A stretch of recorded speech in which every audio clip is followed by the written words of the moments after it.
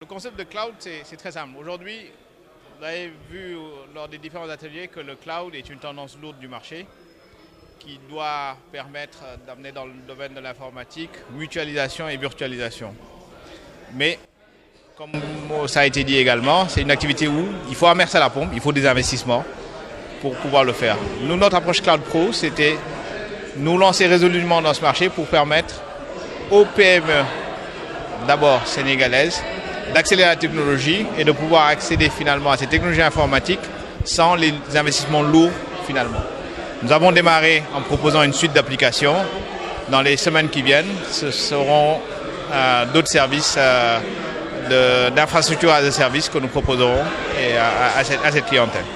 Notre credo, c'est vraiment faire de la technologie un accélérateur du développement et de la croissance des entreprises.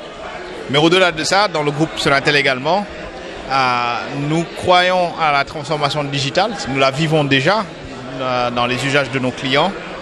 C'est d'abord l'explosion des réseaux sociaux. Aujourd'hui, c'est ce qui porte déjà le développement des usages dans le domaine Internet.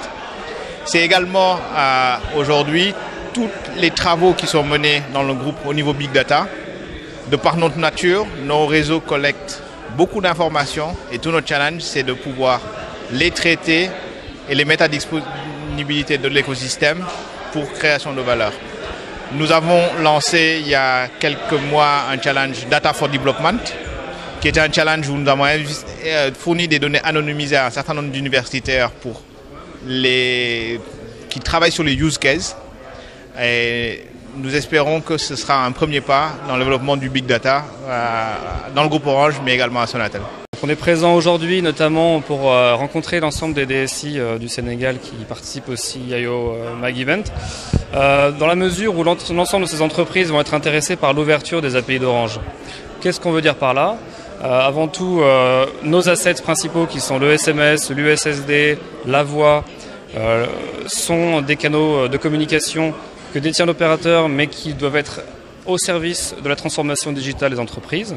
Et les API sont là pour ça. Donc on va les ouvrir, on est prêt à travailler avec tout le monde. Le deuxième axe, c'est autour du paiement. Orange détient des assets principaux qui vont débloquer l'usage digital, notamment la facturation mobile sur compte prépayé. On peut ouvrir ça à n'importe quel acteur du digital. De même, Orange Money est un moyen de paiement évidemment très intéressant pour la plupart des acteurs. On va ouvrir ça également courant 2015. Et le troisième axe, c'est tout ce qui est autour de la donnée client. On en a beaucoup parlé ce matin. Orange détient des données clients, ne souhaite pas nécessairement les divulguer à tout le monde. Il s'agit de protéger nos clients. Mais pour autant, on peut, à travers les techniques d'anonymisation, fournir des données sur la géolocalisation, sur les mouvements de population, dans la mesure où on obtient le consentement du client. Et ces données peuvent participer à la transformation numérique de beaucoup d'entreprises au Sénégal, comme partout en Afrique.